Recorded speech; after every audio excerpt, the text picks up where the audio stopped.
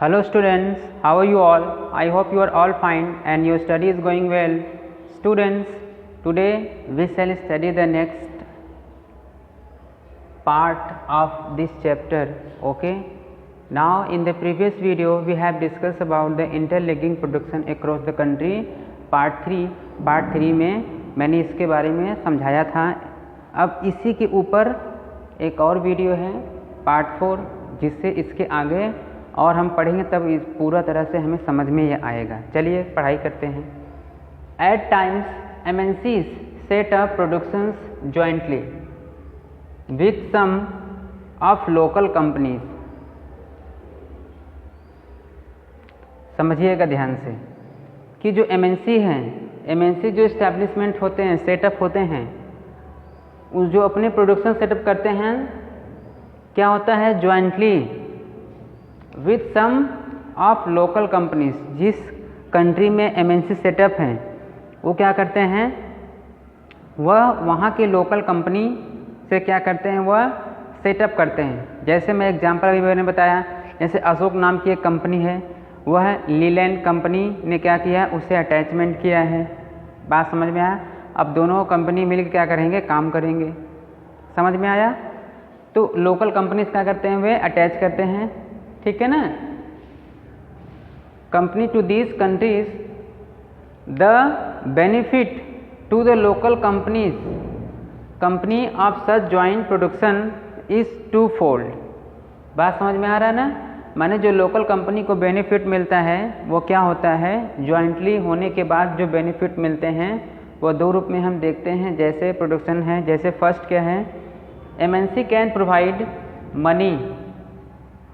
MNC क्या करता है, मनी प्रोवाइड करेगा. मनी प्रोवाइड मीन्स क्या, इन्वेस्टमेंट करना. इससे पहले एक वीडियो मैंने समझाया था इन्वेस्टमेंट क्या होता है ना, पूंजी निवेश जो होते हैं, मैंने समझाया था ना.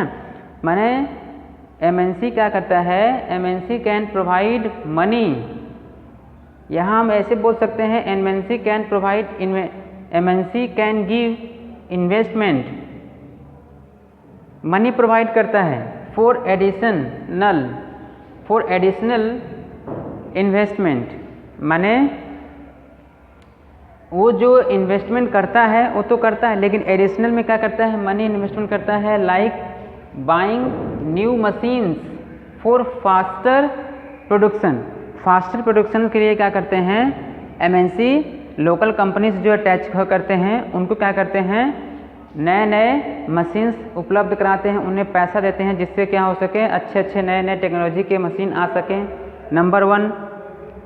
नंबर 2 में क्या होता है, आई hope you have understand this things okay very well it about that what is the interlinking production across the countries. Number 1 point जिसमें हमने ये सब चीज़ें देखा. सेकेंड में क्या होता है स्टूडेंट्स, सेकेंड में होता है MNC क्या करता है, यह प्रोवाइड करता है, ऑफर करता है latest technology.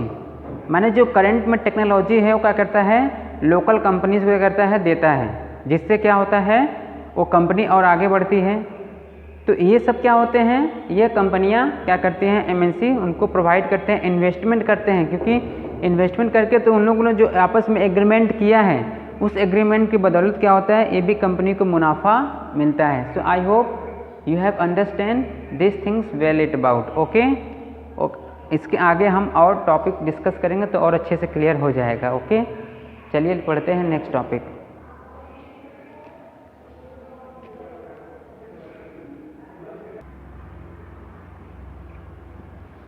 Yes student, so next point क्या है, लेट्स स्टडी.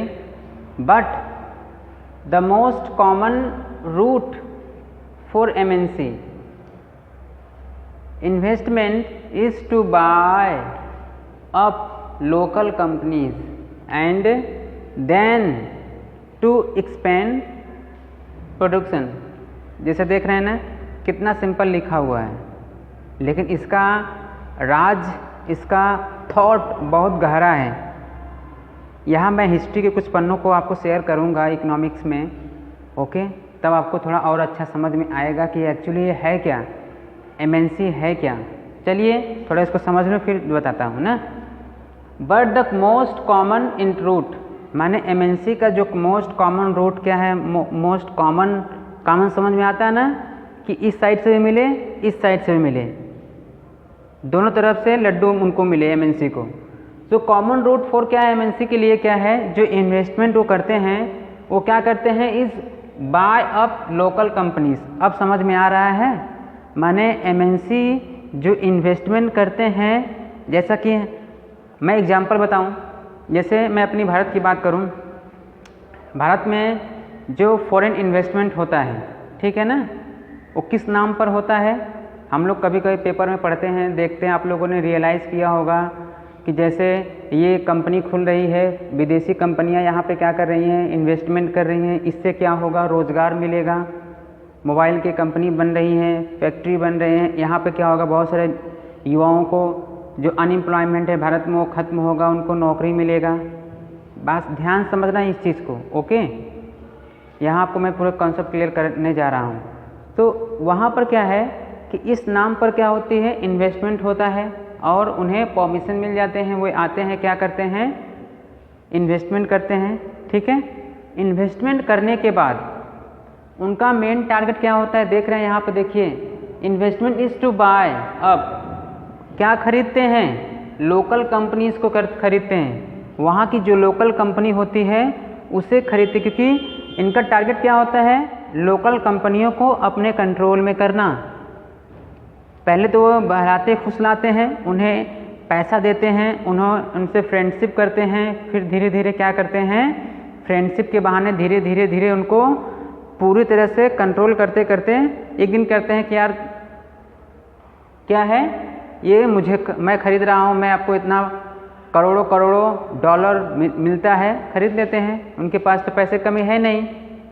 एमएनसी जो बड़ी बिजनेस है तो क्या करते हैं, लोकल कंपनी खरीद लेते हैं। अब जब मान लीजिए ये लोकल कंपनी है, लोकल कंपनी ने क्या किया है,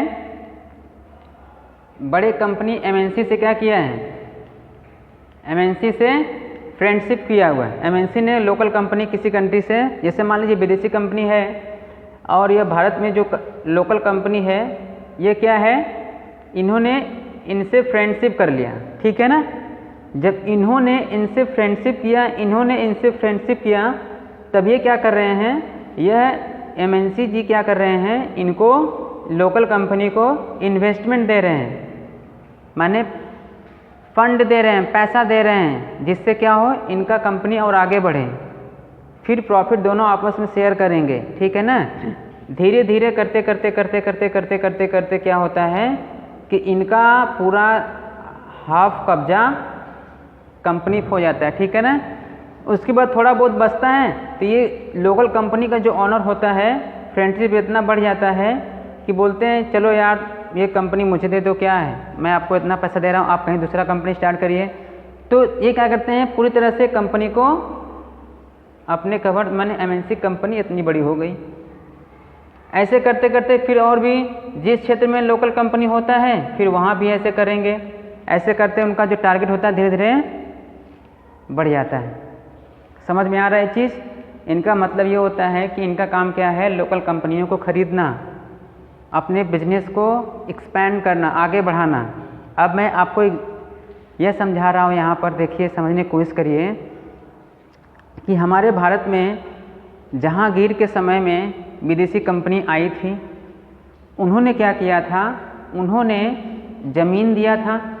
ज़मीन देने के बाद देख रहे हैं ना, ज़मीन देने के बाद वहाँ पे अपनी फैक्ट्री खोली, फिर फैक्ट्री खोलने के बाद वहाँ पे बिजनेस स्टार्ट हो गया।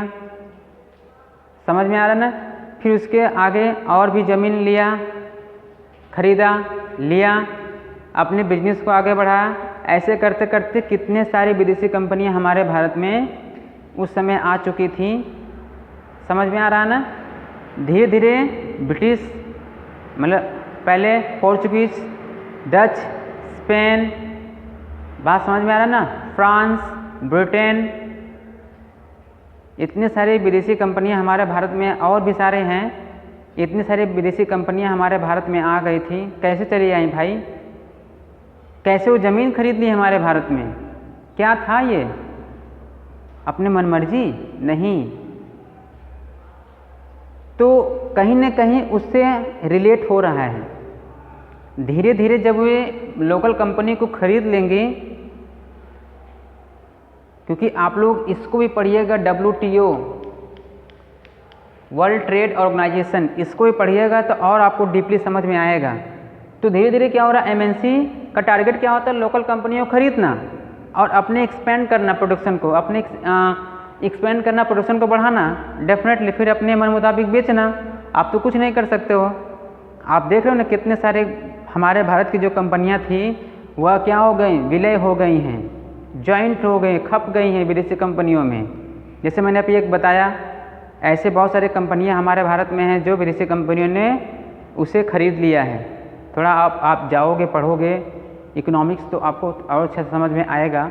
सो I hope you have understand this things. Next क्या है, MNC with huge wealth can quite easily do so. वे क्या करते हैं, धीरे धीरे बड़े अच्छे ह्यूज मनी क्या करते हैं, वेल्थ कमाते हैं, प्रॉफिट लेते हैं, अपने बिजनेस को बढ़ाते हैं। So I hope from this video बहुत इतना ही। इसके आगे वीडियो में और इसके ऊपर हम बात करेंगे। So I hope you have understand this things well and please student you must read because you are a good students, you are the pillar of the country. Student एक पिलर ऑफ द कंट्री होते हैं, उनके देश पर, उनके कंधे पर देश होता है। यदि आप अवेयरनेस नहीं होइएगा, आप नहीं जानिएगा कि एक्चुअली है क्या, तो धीरे धीरे हम प्रॉब्लम्स में चलते चले जाएंगे। ठीक है ना। So please you must read the book NCERT and try to understand what is the policies going on. Okay, so enjoy and learn it well. Thank you.